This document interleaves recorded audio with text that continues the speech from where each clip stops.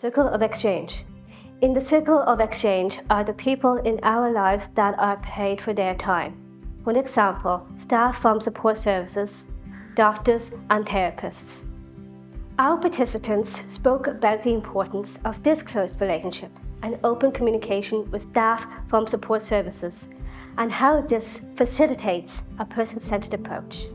They also mentioned how important it is to have people from this circle also supporting their circle of intimacy. Participants mentioned the importance of the circle of exchange in enabling routines for people with intellectual disability. For example, allowing important breaks for service users and also their families. I'm Joe's job advocate support worker and I support Joe around his employability. I work with Patrick out in Kilcloon. I'm his key worker and I was also Joe's key worker before he moved to Jazz. It gives you a break from your parents, from the routine that you do at home. Because as Bridget said, my parents are getting on now there.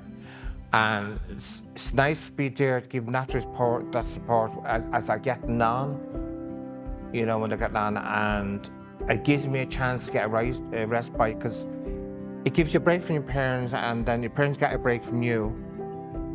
And it's good to get a break because I enjoy that support and that break.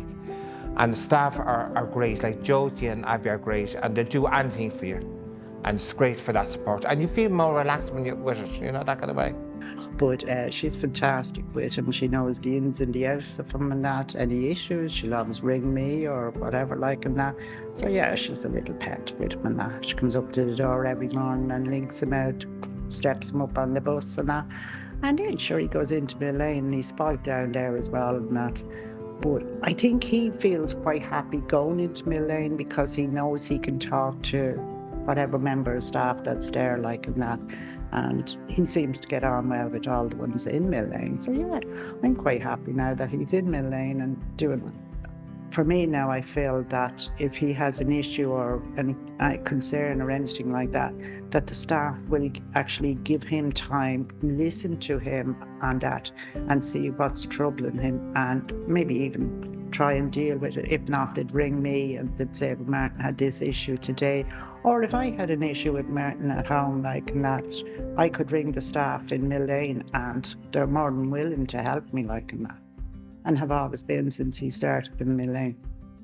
Yeah, I think it's important, for my mum as well, to have her own space and to be able to go out and meet her friends with the comfort to know that Martin's safe and he's well looked after. But yeah, I think over the years, the relationship between the family and the staff in Mill Lane and Sturt as a whole has definitely improved. I think there's a lot more openness and trust there between the family and obviously the key workers and his key workers like Hilda and Aaron. They have so much time for him and he has so much time for them as well.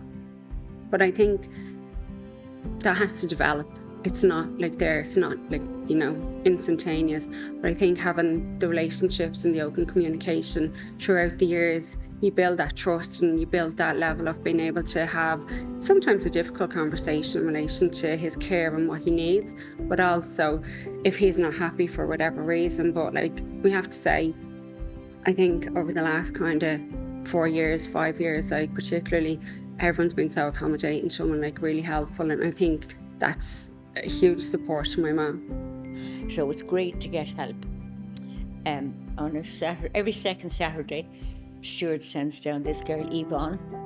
She takes her out and she takes her from 9 to 1. No, we go for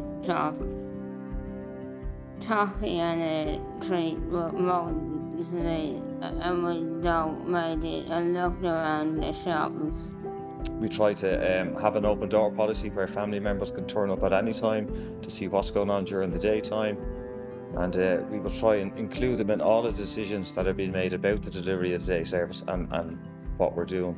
So Una is also not only in employability, but she's also linked in with any of the activities that Jazz provides. She, as she said, we go to the gym and swim on a Wednesday. The weekly service user meeting, and then the jobs club meeting. So there's loads of opportunities to kind of meet up, catch up, talk about any issues, any ideas, any good news stories. And then every now and again, we kind of do fun activities, don't we? Yeah. Oh yeah, you do need a break. You definitely need a break. But like, it's just to be free.